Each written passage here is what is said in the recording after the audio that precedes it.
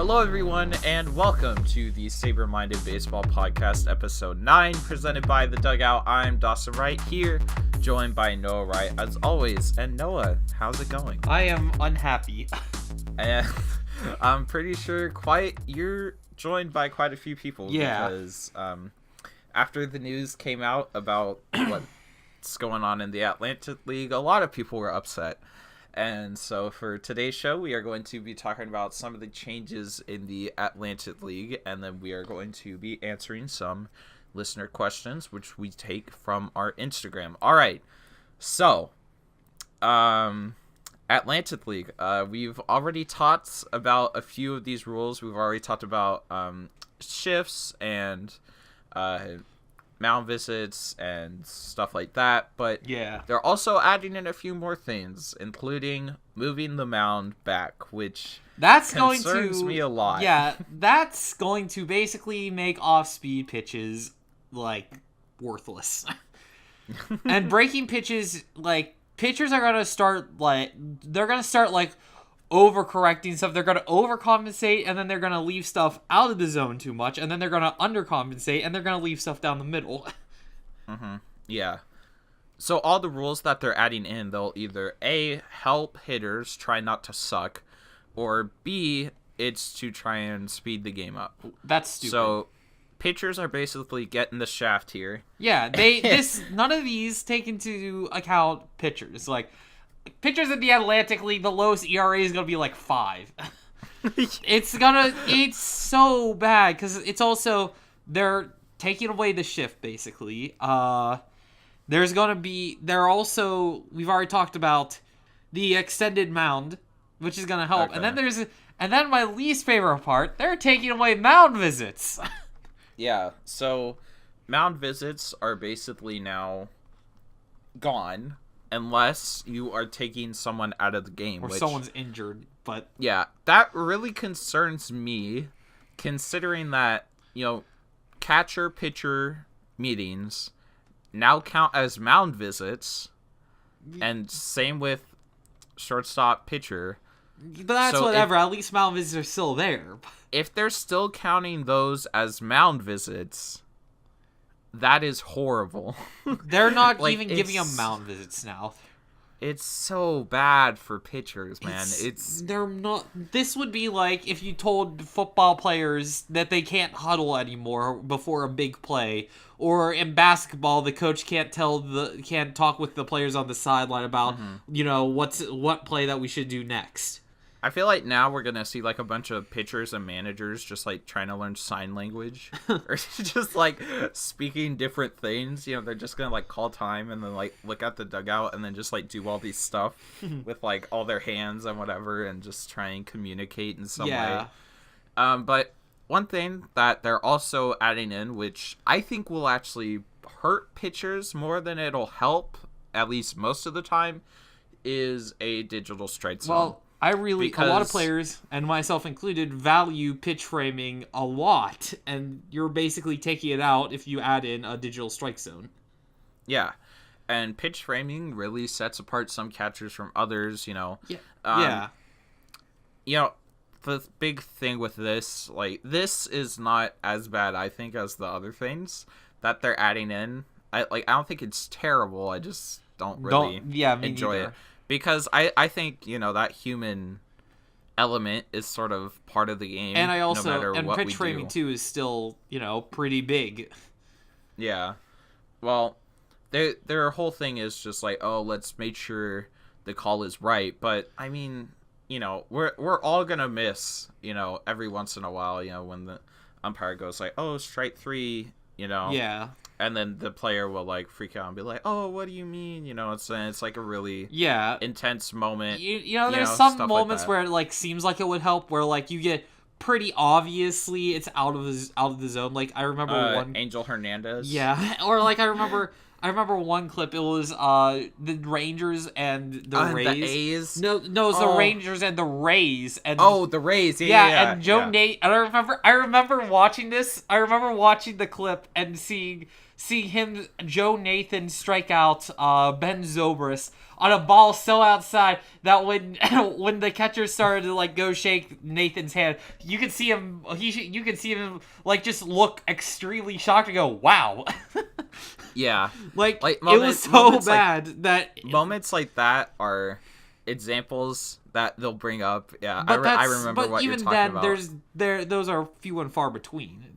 Yeah, and yeah, that's what I was gonna instead, say. how about we implement where managers get 3 challenges a game to challenge balls and strikes. There you go.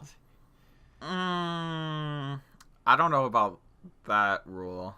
Why? Because you think it's gonna? I wouldn't be a fan of that. Why? Do you think it's gonna take up too much time? It's like another form of instant replay that just sort of leaves it. Because what I would really hate is like, oh, they'll be like, oh, strike 3, and then the manager would come out and be like, wait, hold on, let's review it. You get all excited because it's strike 3, and then, yeah, right.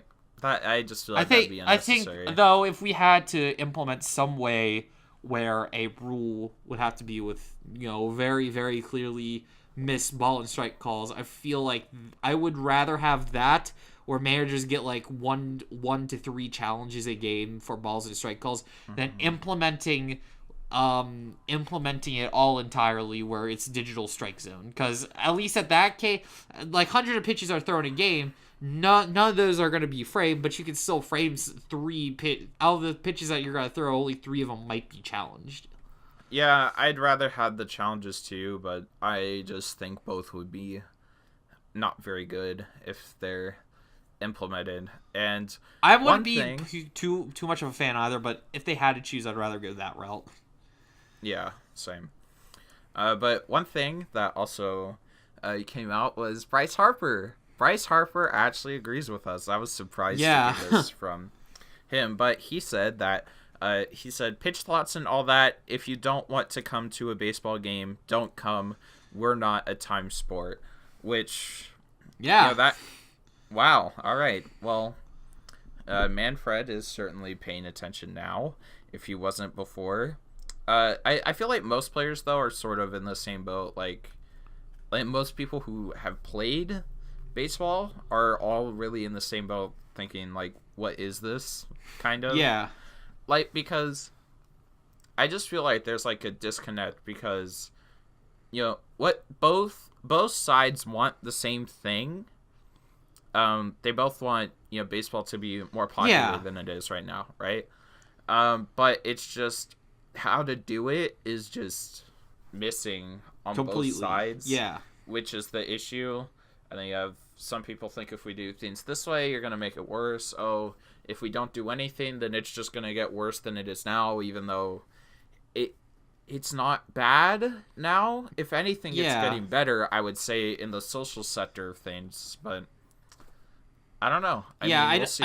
I don't think that if you limit 10 minutes off a game, we're going to bring in that many people, or if we ban the shift, that's going to greatly increase everything. Like, you're also not taking into account A, pitchers, and B, it's not going how big of an impact is that truly going to be, Mm-hmm. Yeah. Well, they think, offense sells tickets, which I don't think is necessarily true. Like, best game I ever went to, it ended 2-1. So, I mean, games like that where it's just high tense moments all the time is great. I just think more runners on base is what we need, not necessarily more runs. Yeah. And I think banning the shift would do almost nothing to help either of those. That either. Yeah. Yeah. But right now, you should not, if you ask me, you should not help the batters like Joey Gallo, who can't hit to the left side of the infield to save their lives. You should not be helping those hitters. Those hitters are the hitters that either they should adapt or move or get left behind, if you ask me. Yeah, and Gallo actually did bunt for a base hit. So maybe he's learning. So, yeah, I mean that was one instance, but at least it's something. Yeah. And I believe it was in episode 7 we went a little more in depth about the shift. We might talk about the shift again in the future. I'm sure it's gonna come up again on the show. But we'll see. Overall, I just don't think these rules are the right move. I don't think so either. I think there can be room for improvement based off the rules, but we'll get into that in another episode because it is time for listener questions. So we take listener questions. Either you can email it to us at saberminded@gmail.com, or you can every once in a while we'll put on our Instagram story, ask us some questions, and we'll answer them on the show. So here we go. First question. Who is the best free agent on the market right now? We just had I would Adam say Jones and Martin Maldonado leave. Maldonado. Yeah, Martin Maldonado both left. Maldonado went to the Royals, and Adam Jones went to the Diamondbacks. But who do you got? I would have to say Craig Kimbrell. Yeah, I would have the same answer. His free agency has been pretty interesting. Yeah, I mean, he's already not signed, and we're in spring training, and the guy could break Mariano Rivera's record. Yeah.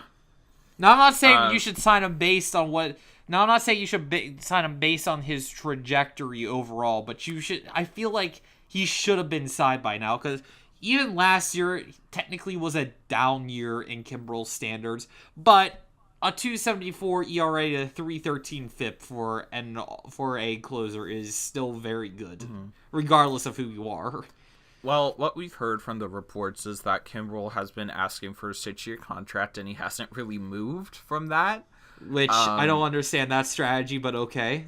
Yeah, so then, teams will start negotiating with him, and then they'll be like, oh, 6 years? What do you mean? You're out of your mind. You're crazy. And then they'll never negotiate with him. He's 30 now. He'll be 31. Next year's going to be his age 31 season, if I'm not mistaken. So I don't know how many I don't know how many teams will be willing to up Kimbrell into his late 30s when most of his pitches rely on velocity. Yeah. Yeah, he's not like Mariano Rivera where, his main pitch, it wasn't, a 97 mile an hour fastball. It was a cutter that he didn't have to throw super hard to get strikeouts. Mm-hmm. Yeah, and with Kimbrell, is it possible that the season starts and he still doesn't have a home? I mean, it's hard to say no, but I could see it happening. Yeah, I could. If he's not gonna move if he's not gonna move on his what he wants, then I think there's a slim possibility of it happening. Yeah, and we've heard about him possibly sitting out this entire season as well. I don't know how true that is, but that's definitely interesting. Yeah, I think that would be terrible. Yeah, that would end up happening. That would be horrible if he thinks his market's bad now. He's sitting out a year is only going to affect it even worse. Yeah, but a reliever who's 60 years old, or 60, a reliever who's 30 years old, as looking for a 6-year contract, that usually just doesn't happen ever. Yeah, really, no matter who you are. Especially when your main course of pitches is velocity driven stuff. Yeah. And you could see that starting to tend down a little bit. I mean, Kimbrell, though, has been really consistent. I believe I saw from Eric O'Flaherty that Kimbrell's velocity has actually gone up in the last few years. Even though it has gone up, I don't know how many teams will be relying on that to keep going up or maintaining, Yeah, I mean, he could end up like a Justin Verlander and still be throwing like 101 at like 35 years old. But Verlander is one of very few who retained his velocity through like his late 30s.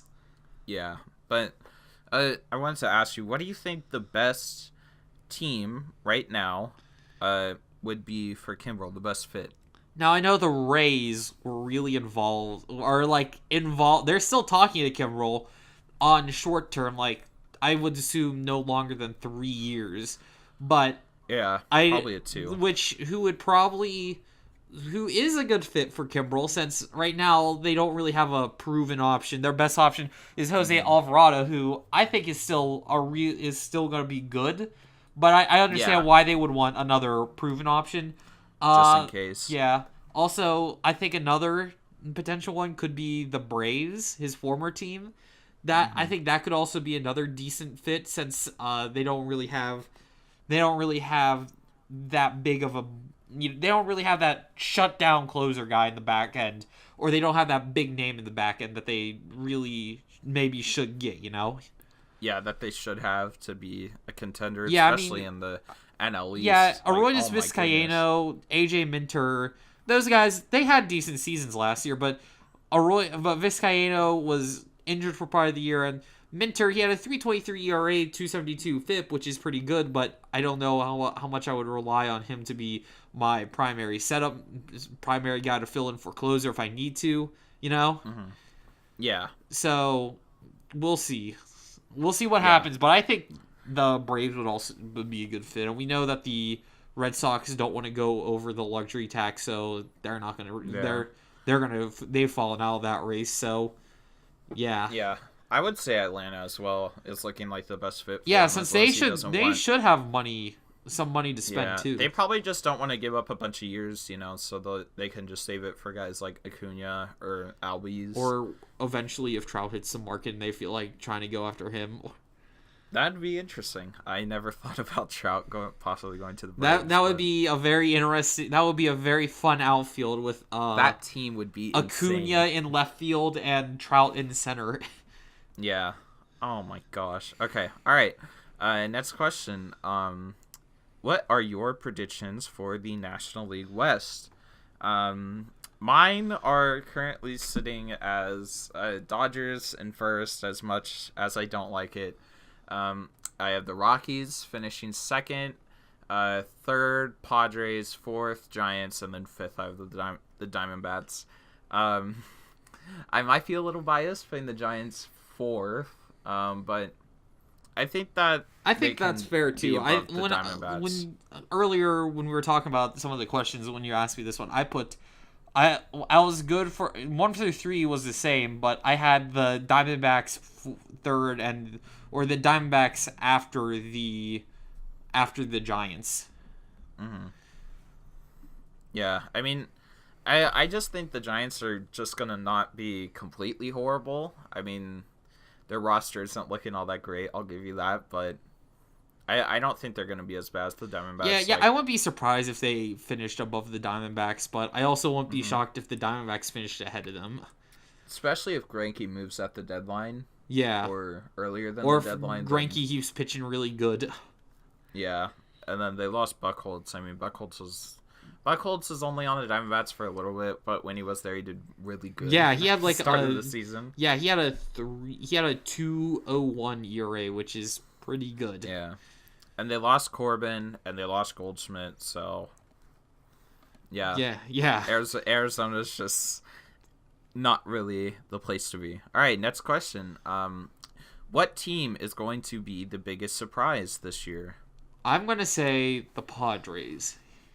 Really? Yeah, I like their farms. I think their farm system's really good, and if some of those players come up and start performing, that's going to really help them. And then we all know about Machado, the Machado signing, and I think that's also going to be a big boost to their team as well. And they have so much they have a lot of young pitchers who started to get some playing time last year, and they still have a lot more coming up through the farm, which I think they all look pretty exciting. So that's who I have for my surprise team next year. Do you think they could possibly be a wild card contender? I think if everything goes right, they could be. All right. Well, my team, who I have been talking about basically all offseason, is the Minnesota Twins. I like the Twins too, based on what they've done too. I think the Twins are looking amazing going into that season. I think the Indians are weak if they have any sort of injuries go wrong. Yeah, they're screwed. If something happens to anybody in that starting five, or if something happens to long term, like 1 or 2 month total between Lindor and Ramirez, it's not going to be well. Yeah, because the whole Indians team is really Ramirez, Lindor, and then the starting rotation. That's And about it. Yeah. That's like it. So they have 2 guys on offense, and then they have a great pitching staff, but Great I don't think rotation, that- but not the bullpen. yeah. Oh, yeah, I meant rotation, but it's not going to carry them throughout the season, I Yeah. don't think, especially with the Minnesota Twins there, who Are going to be They're putting gonna pressure have- on them. they're going to have a full season of Willens Astudillo this year. Their pitching is looking okay. But I really like their offense. I like the move for Nelson Cruz. I thought that was a really nice move. Like, Nelson Cruz has been secretly really good. Like, Yeah, he's done really good since leaving Texas, ironically. Yeah. And I think he's going to look really good for the Twins. Yeah. Now the Twins just have to sign Bartolo Colon back. Then I mean, I think they should get Bartolo back, but I think the Twins are looking really good going into next season. I think they're going to win the Central. That's who I have winning the Central, and go Twins. All right. The next question comes from a Cubs fan asking, do you think if the Cubs add a great arm via free agency or trade, they will win their division? No. Right now, I don't think there's enough on the market anywhere to give them that big boost. Like, Even Keuchel? Keuchel is okay. Keuchel is an okay pitcher right now. I mean, he hasn't had a year like that Cy Young year since that Cy Young year, if you think about it. I mean, even close to it. Yeah, I mean, he did come kind of close in 2017, but he was injured a lot, and he also saw a dip in some numbers between the 2 years. So, I mean, between 2016 and 2018, I was at a 377 ERA, 378 FIP, which is about what he did this year, 374 ERA, 369 FIP. So, I mean, he had one really good year, but he was injured, and then this year, which he was like decent but not an ace. So there's not very much on the market, even on the trade market. There's not like some ace out there that they can just go and trade for. And even if there was, they don't have Money. the farm system to do it unless they're willing to trade like Schwarber and some guys like that. And also with money. But like, is there anyone you could think at on the trade deadline besides maybe either Baumgartner, which who knows how he's going to do this season. I mean, he hasn't looked good in the spring, but he's never looked good in the spring, hardly ever. Greinke? Maybe, but that's a lot of money you're taking on. Stroman? But Stroman I don't think is good enough to be considered he's not an ace. A great arm. Yeah, I mean, that even if they do add a great arm, there's still going to be some questions at rotation. Yeah, let's say even if they added Kluber, I still think there's too many questions going around that rotation. mean, if everything goes right, then yes. Yes. But that's if everything goes right. That's assuming Lester doesn't keep regressing, and that's assuming Hamels can keep up his second half performance. And do you think Darvish bounces back? Do you think what do you have as a percentage of chance of the Cubs winning their division this year? Well, the Cubs are still a really good team. They still have some decent players, and the rotation, I think that at least one or two of them are going to do decent out of Keuchel. I think at least one of them or two maybe of Lester. They haven't signed Keuchel yet. Yeah, I know. I accidentally said Keuchel. Out of Lester, Darvish, and there's his third pitcher. Hendricks. Hendricks, he had that one really good year, but he hasn't really done as great since then. But between their rotation, I think, they'll have one or two standout guys, but I still don't think they're going to have the rotation or pitching depth to go, even if they do make the playoffs, it's not going to be very deep. Yeah. My percentage for them winning the division right now is saying at like 15%. Really? I would have given them like a 30. I don't know, man. I like the Cardinals too. Yeah, the Cardinals are looking good. To be honest with you, like the additions they made. I like the extension of Michaelis. I like Goldschmidt. Obviously, Though Michaelis, who knows how he'll do, and they still have some questions in that rotation as well. Like Martinez, I mean, he's been injured. I don't think he's played even a game all spring. Mm-hmm. And they still have some other, just young players. So who knows how that'll do. Yeah, but Michaelis for Cy Young. All right, and here we go. Next question. Do we think WAR is the best judgment for how good a player is? If we're comparing overall, I think so. Yeah. I mean, if we're I don't think that you should just say, well, this player is better because he has a better WAR, and like that's the only stat that he's better in. Mm-hmm. Yeah. I wouldn't go solely off that, but if we had to pick one, I'd say probably yeah. Yeah. I mean, WAR isn't perfect, but I wouldn't just want to use straight up WRC plus to determine a player's. We'll try and determine their entire value. So, I'd probably go with WAR. I mean, park adjusted would help, but WAR's probably it. All right. Yeah. Next question. What is the most important offensive stat in your opinion? RBIs, no. I would say my gosh. no. I would say man. if we're looking at just offense only, right? Yes. I would take weighted runs created plus into account a good amount. Yeah, that was gonna say. Yeah. I mean, I don't know. I'm debating between that and batting average. But yeah, I'd probably say WRC plus. OPS plus is also really solid. Yeah.